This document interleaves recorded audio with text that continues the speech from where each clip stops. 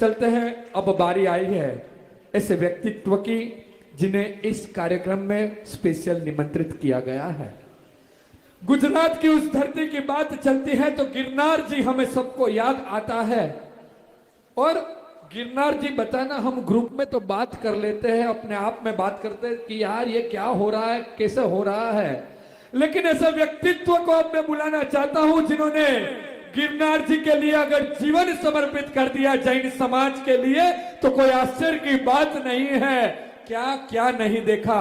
और आप सबको ज्ञात है कि पिछले कुछ टाइम पहले दिल्ली यानी कि भारत की राजधानी से लेकर पूरे भारत के ऑलमोस्ट अभी बहुत सारी जगह पे भ्रमण करते हुए और गिरनार जी एक पद यात्रा निकली थी, नेमी गिरनार पद यात्रा जिसका नाम था।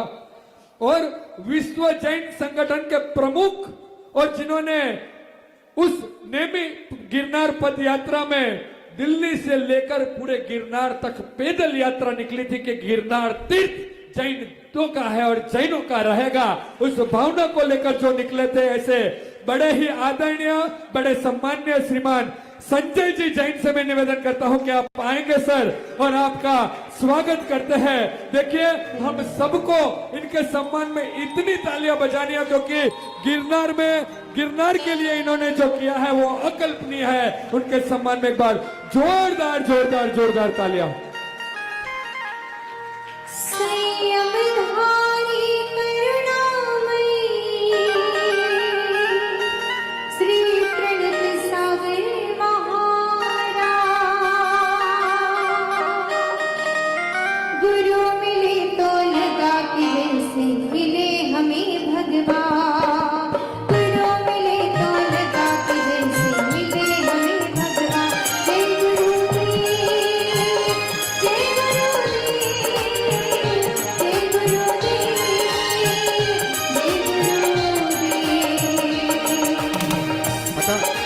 एक चीज हमेशा याद रखना, धन का दान देना सरल है, तन का दान देना कठिन है।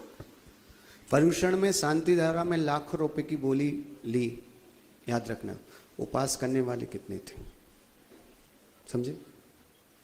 आपने पढ़ना पूरे भारत की ऐतिहासिक कराई, पर याद रखना धन का दान देने वाले बहुत हैं, लेकिन तन का दान देना कि जहां हमारे 20-20 तीर्थंकर मोक्ष गए उस सम्मेस्य कर को बचाने के लिए मरण अनशन पे बैठ जाना, पूरे देश को जगाना। एक व्यक्ति में ताकत होती है पूरे देश को जगाना, गिरनार के लिए लड़ना। और याद रखना गिरनार के लिए लड़ना नहीं, जिस गिरनार पे जय नेमी नाथ बोलने में डर लगता हो उस गिरनार में 30,000 लोगों को निर्माण लाड़ू चढ़वा देना ये संजय भाई की ताकत थी। ऐसे संजय भाई आज हमारे बीच में, एक बार हाथ उठाकर जोरदार तालियां।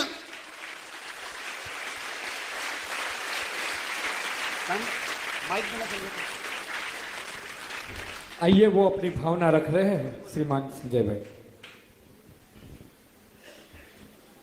उज्जैन गिरनार से मोक्ष गए नेमिनाथ भगवान की तीर्थों के संरक्षण के लिए अपना मार्गदर्शन, आशीर्वाद और प्रेरणा देने वाले परम पूज्य मुनि श्री 108 प्रनुत सागर जी महामुनिराज प्रसंग की।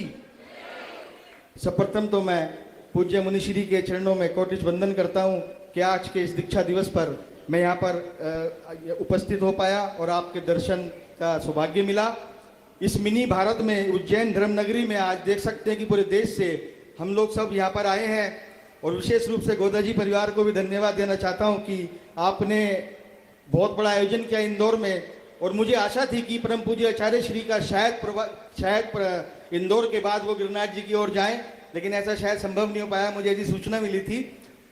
बंधुओं, जैसे कि आपको विदित है हमारी तीर्थंकरों की मोक्ष स्थली श्री सम्मेश शिखर जी को अपवित्र करने का प्रयास किया गया था, वो गजट नोटिफिकेशन लाया गया था, लेकिन हम सब ने मिलकर उस गजट नोटिफिकेशन को रुकवाने में सफल रहे।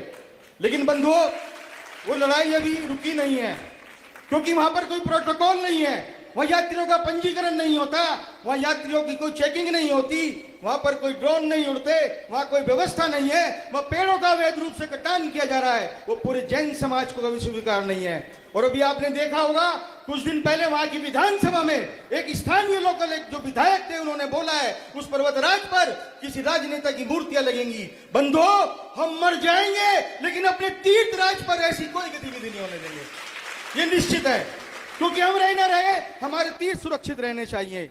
इसी श्रृंखला में जैसे कि आपको विदित है हम प्रतिवर्ष श्री सम्मेश शिखर जी भगवान पार्श्वनाथ के मोक्ष कल्याणक पर जाते हैं, लेकिन जब बात श्री गिरनार जी श्री क्षेत्र की आती है तो मात्र प्रतिवर्ष 2-2,500 लोग जाते हैं। हमारे दिमाग को सेट कर दिया गया है कि वहां पर ऐसा होता है, वहां पर वैसा होता है। इन्हीं सब विषयों को लेकर 23 मार्च 2025 को दिल्ली से गिरनार जी श्री क्षेत्र के लिए हमने धर्म पद यात्रा का आयोजन किया। परम पूज्य मुनिश्री ने हमें इंदौर में ही नहीं उससे पूर्व अपनी प्रेरक प्रवचनों के माध्यम से एक आशीर्वचन दिए और इंदौर के अंदर वो विशाल यात्रा परम पूज्य मुनिश्री के सानिध्य में निकली और वो बात तक वो प्रेरक प्रवचन चलते रहे। और मुझे जानकारी मिली है वहां का एक बाबा जो अपने को बहुत बड़े वो सोचते हैं, तोप सोचते हैं, उन्होंने मुनिश्री को वीडियो कॉल के माध्यम से बात की थी। और आपको विदित है इस धर्म पद यात्रा में दिल्ली से गिरनार जी तक हमारी यात्रा के साथ परम पूज्य मुनिश्री 108 सुनील सागर जी महामुराद से संघ के आशीर्वाद से एक श्री जी भगवान नेमिनाथ की प्रतिमा का प्रतिष्ठित प्रतिमा का रथ हमारे साथ चला और दाहोद में भी आप मुनिश्री का हमें आशीर्वाद मिला था। ये यात्रा निर्विघ्न रूप से पूरी हुई।